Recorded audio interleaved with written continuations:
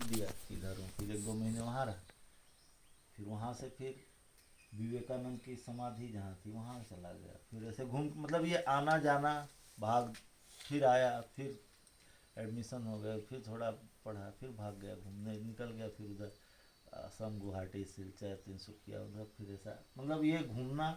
और उस यात्रा में जिज्ञासा आपको रही कुछ ना जिज्ञासा कुछ रही, कि हाँ, क्या है इसमें, क्या है। अध्यात्म फिर वो, में क्या और है। इसी सब में ओशो से भी हाँ। कनेक्ट हो गया। उनकी फोटो आती थी पहले अखबार में विनोद खन्ना को लेकर के।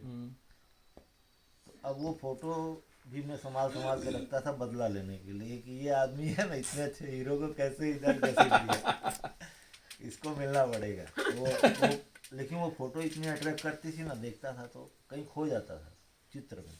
तब मैं जानता भी नहीं था कि कौन है बाबा, पर वो फोटो से अट्रैक्शन आता था, फिर वो संभाल के रखता था ऐसा। मतलब फिर कभी किसी काल में, किसी क्षण में कोई पुस्तक आ गई उसको, अरे ये तो उसी बाबा की, फिर पढ़ने लगा तो वो कुछ समझ में भी ना आवे, अच्छा उसके नॉलेज समझ में ना आवे, फिर भी ऐसा धीरे धीरे फिर वॉकमैन गीत सुनने का पहले आता था ऐसा, हाँ, एक छोटे टेप कैसेट, रिकॉर्डर। उसमें कोई कैसेट ओसो की आई, हाँ।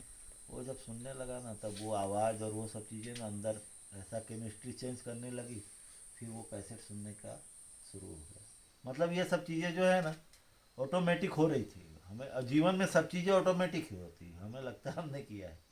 तो ये सब ऐसे घटते गया, फिर धीरे धीरे ये यात्रा चलनी। और ये यात्रा के साथ साथ क्या मैं बंद नहीं रहा, ऐसा नहीं कि मैं ऐसा बंद गया। जो भी आया, अभी कोई साधु भी मिला, उसने बात की कि ये साधना हम करते ऐसे करते, उसके साथ थोड़े समय घुमाया, देखा है क्या होता है। मतलब हर प्रकार की जो हर जिसने तरह, बोला हाँ, आपने वो सब अनुभव किया, उसमें से सब जो अच्छा लगा वो आपने निकाल उसमें लिया। से जो रह गया मेरे पास वो ये रह गया हाँ। कि नहीं, अब इसके आगे मैं ध्यान से बात, ध्यान के आगे क्या है, ये तो अंतिम है।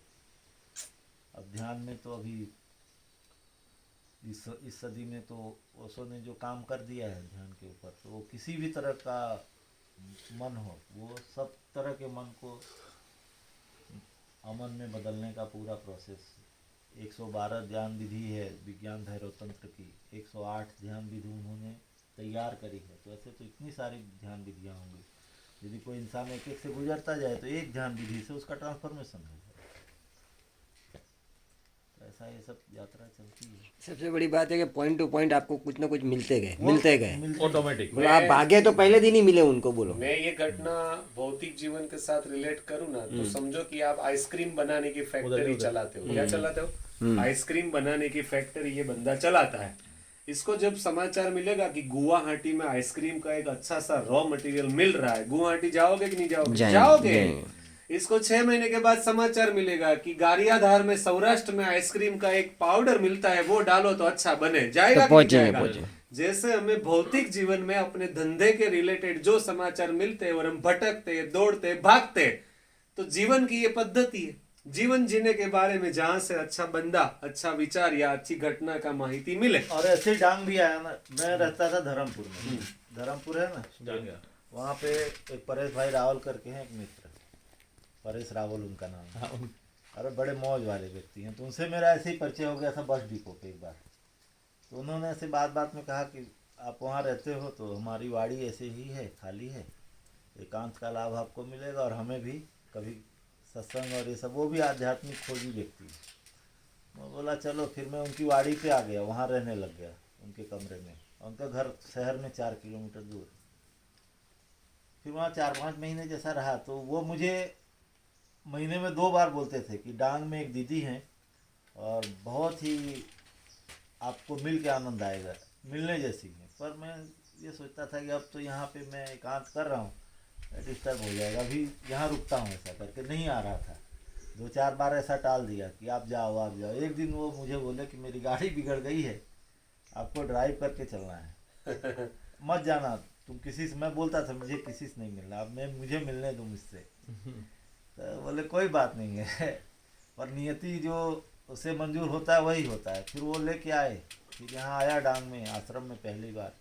उस समय डोरमेट्री भी शायद नहीं बनी थी, नहीं बनी थी। दीदी वहाँ मुलाकात हुई, तो शाम को आया था, बड़ा आनंद आया। फिर मैं पूरी रात सोया नहीं, सब तो सो गए कमरे वमरे में। वो रसोई के बाजू में मेरा भी बिस्तर लगा था, पर मैं पूरी रात हवन कुंड में ही बैठा था, यज्ञशाला में। यज्ञशाला में। मैं मौज किया, पूरी रात जगा उस दिन फर्स्ट डे।